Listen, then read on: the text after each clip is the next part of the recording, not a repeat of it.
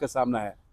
لږ داسې په پښتو کې راته ووایه ستا زوی خو پر ډېر غټ ماشاءالله پوزیشن راغلی صحیح و نورو پلرو ته ستا څه پیغام دی و نور پلرو ته زما دا پیغام دی چې د تی وږي پرېوځئ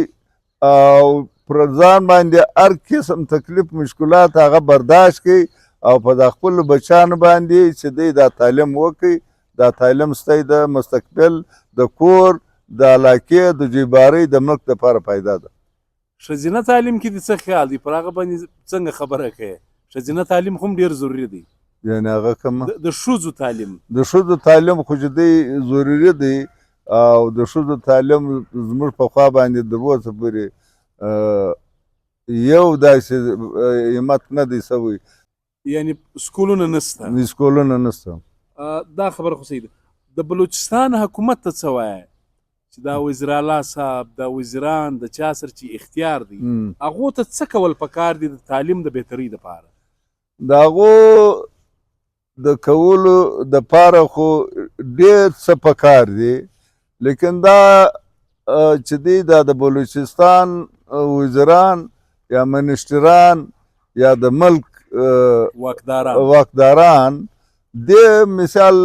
په دې کې مثال په 70% کې مثال 30% کار کړی دی که نه دی کړی حاجی صاحب ډیره مننه بہت شکریہ آپ نے ہمیں وقت دیا آپ کا بہت شکریہ ہماری مزید دعائیں ہیں کہ اللہ تعالیٰ آپ کے بیٹوں کو اسی طرح دیگر جو لوگ ہیں ان کے بیٹوں اور بیٹیوں کی کامیابی کے لیے بھی ہم دعا گو ہیں آپ کو دکھایا یہ ایک ٹیسٹ کیس ہے اسی لیے حاجی صاحب پشتوں میں بڑے ریلیکس تھے لیکن میں نے کہا کہ آپ اردو میں بات کریں تو آپ کو اندازہ ہوگا اگر آپ ہمت کریں تو پھر کوئی چیز مشکل نہیں ہے میں ایک بات ہمیشہ کرتا ہوں کہ کوئٹہ میں گلستان میں واشک میں ماشکیل میں یہاں پر پیدا ہونے والا بچہ قطعاً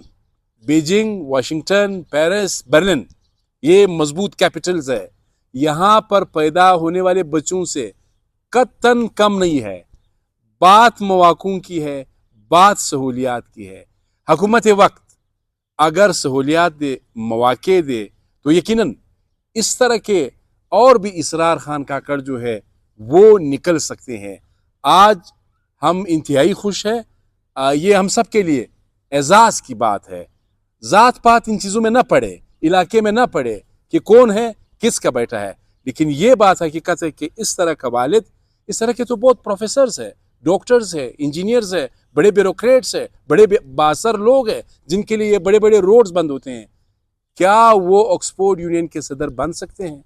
نہیں ہمت مردہ مدد خدا اپنے میزبان سید علی شاہ کو اجازت دیجیے اللہ حافظ